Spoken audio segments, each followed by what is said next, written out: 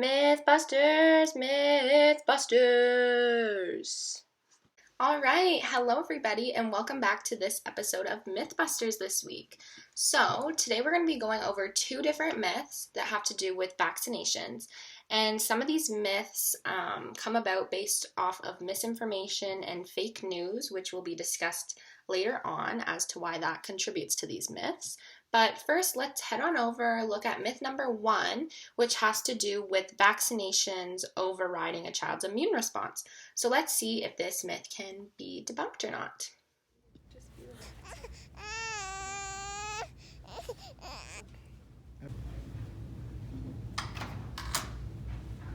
All right, Melissa, the room is ready for you. The doctor will be with you in a moment. Oh, thank you.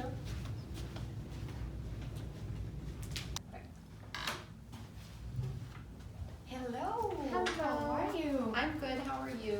Oh, I'm good too. Thank you. How's your baby doing?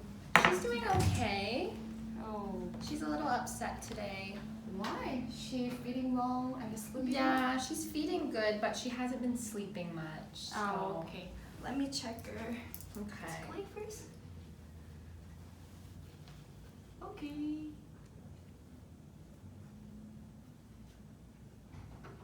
Sounds good. All right. So, well, thank you for checking on her. Today we're going to do some new. Well, can we only do one vaccine today instead of the two? I don't want to really overwhelm her system.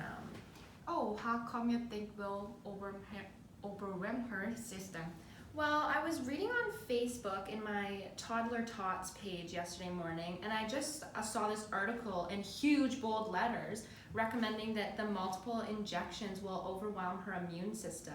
And since my daughter is only so young, how can she get the multiple shots and have her immune system fight it off if it's not fully developed?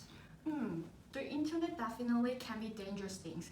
However, the immune system is very powerful, and every day it will use to fighting off the millions of germs. These vaccines are designed to protect your daughter and other people's children. By giving her multiple injections, it will protect her as soon as possible against multiple different diseases. But what about the side effects? Will she be really sick from receiving more than one at a time? No, do not experience more side effects when they get multiple injections in comparison to when they receive one at a time. But isn't her natural immunity better than the vaccine immunity anyways? That is a common misconception that people might think. However, it could lead to great harm to the child. Certain diseases can actually do more harm to the child based on the natural infection that arise from the disease. Vaccines are the best way to protect your daughter, as we recommend the vaccination for a disease that would cause more damage than the vaccine itself. Oh, so the multiple vaccinations actually don't overwhelm her. It actually helps her. Never really thought about it that way. Myth busted! All right, so now that we know that myth number 1 is debunked and that vaccinations do not override a child's immune system, let's head on over to myth number 2 today, which is that some people believe that vaccinations can cause autism. 2 years later. Okay, come on in. She's ready for you. Okay, come on in. We're going to go see the doctor now.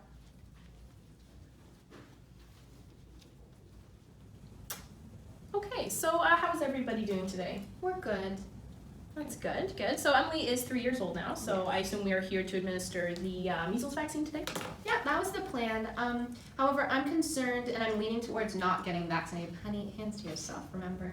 Okay, sorry about that. So can I ask why that is?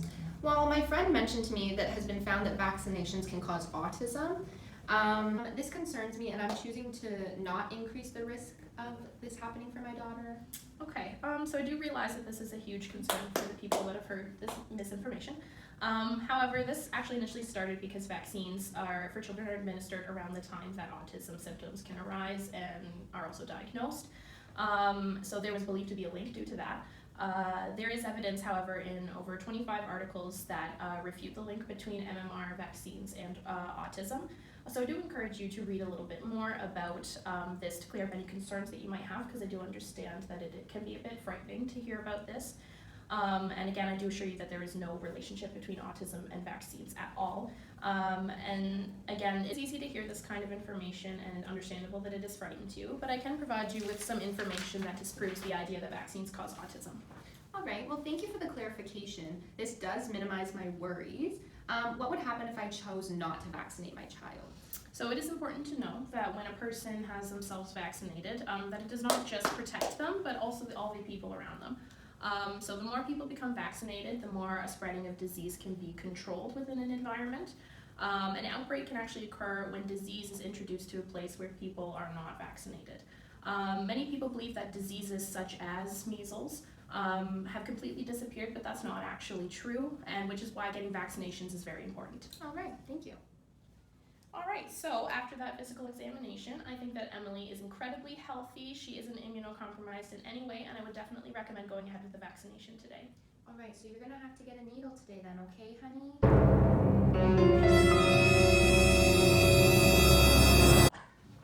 Mythbuster.